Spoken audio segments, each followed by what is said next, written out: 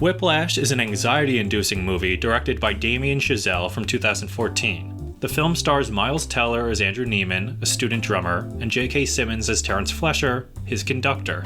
This film was nominated for 5 Oscars and it took home 3. 1 for Best Sound Mixing, 1 for Best Film Editing, and 1 for Best Supporting Actor for J.K. Simmons. I never would have expected a movie about band practice to get this much under my skin.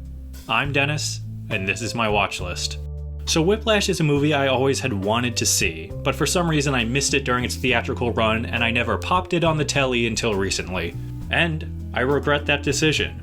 I don't usually do this, but right out of the gate I just wanted to say that this movie is amazing. It's one that I'm upset I missed all these years and definitely a movie I want to watch again in the future.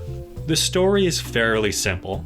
It's about Andrew who wants to be the best drummer of his time and his tutelage under this abusive asshole conductor Fletcher who is constantly pushing and undermining his students at every turn. The story doesn't get much more complicated than that, and I really appreciate how well character motivations are presented with little to no backstory on any of the characters in the film. This movie cold opens with Andrew practicing in his little practice room and Fletcher pops his head in to listen for a moment, which is their first meeting. How that scene plays out tells you almost everything you need to know about the lead characters. Everyone in this movie is terrific, but there's a reason that J.K. Simmons won that Oscar.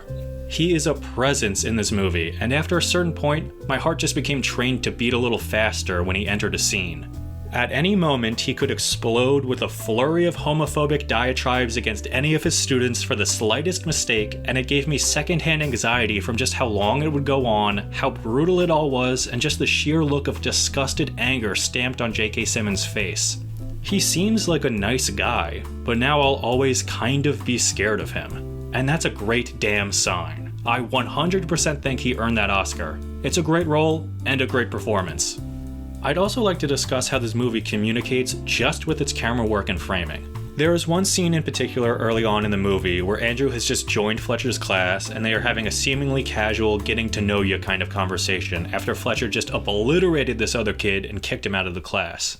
Fletcher is asking Andrew about his family, but as the conversation continues, the two stop walking and Andrew has his back to the wall.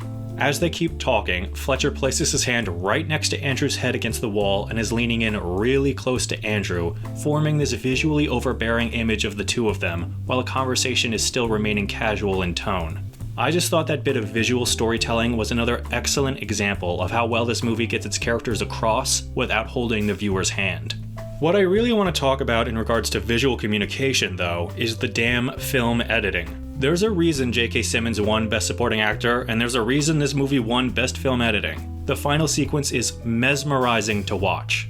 I won't spoil the context for you, but mini spoiler, there's a performance which ends the movie where Andrew is playing the drums and Fletcher is conducting. Beside keeping the dynamic of these two characters at the forefront of the viewer's mind, the movie takes you on a journey during the length of this sequence without ever leaving the stage. I thought the direction throughout this movie was pretty standard and nothing to write home about, but they saved up all that damn directing juice for this last scene. It constantly feels alive with a momentum and freshness despite all but one of the characters being sedentary. The shots go back and forth between Andrew's solo and Fletcher's conducting. The cuts line up with the musical beats, the way the camera is able to move across the stage from a large level and then minutely travel across the drum set. The shots of blood dripping down the cymbals. It is all as visually engaging as the music being played.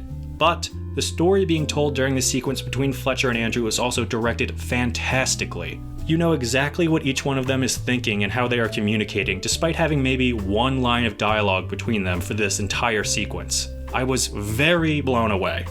The one small criticism I have of this movie is in its handling of its theme. It isn't the biggest deal, but I feel as though this movie was sending mixed messages by the end on whether or not it agreed with its own theme and whether or not it thought that message was right or wrong. However, that's just my interpretation, so I can't hold that against the film too much, and it was a minor factor I thought about after the credits rolled. Overall, Whiplash is a solid 4 out of 5 star film, and I recommend you see it as soon as you can.